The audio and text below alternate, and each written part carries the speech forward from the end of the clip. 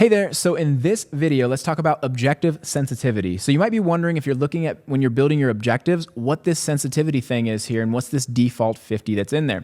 Think of this as like the gate of passing along answers or, basically saying, hey, that's not a good enough answer. Now, the higher this is, the more strict it will be and the more it will not pass along just anything. However, if you were to put this at 1, literally anything would pass for whatever this is, and you're basically telling the bot anything is an acceptable answer. If you say, hey, 90 is what we're looking for, you're making it super, super strict, and we got to make sure we get as close to what you're looking for as an acceptable answer before the AI will deem it as an acceptable answer.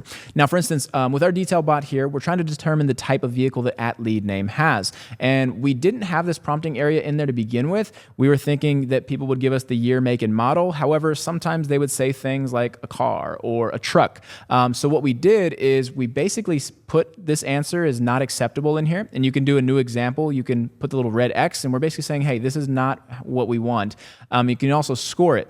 Now, as a good rule of thumb, anything lower than your threshold will not be passed, and you can put examples of what you're looking for and saying, hey, this is not a good answer. And as long as it's lower than your threshold here, it will not pass it. For instance, if this car, since it's 10 and that's below the 50, it's not going to pass this answer and it's going to ask again to try to get this information. Now, if we were to change this to a 60, you'll notice that it automatically turns to a blue because that's higher than our sensitivity threshold. But what I'm looking for, this is not an acceptable answer. In fact, we added a little bit of extra prompting to this.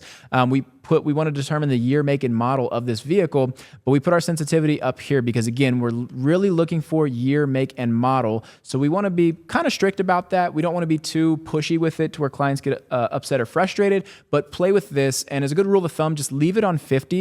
And if you find that answers are getting passed along that you don't deem acceptable, start toggling this and raising it, making it higher, or give it examples and rate the examples of the answers that you're getting and tell it that it's not good enough by simply putting it at a lower score than the sensitivity threshold. So that's it for this video. I will see you in another video.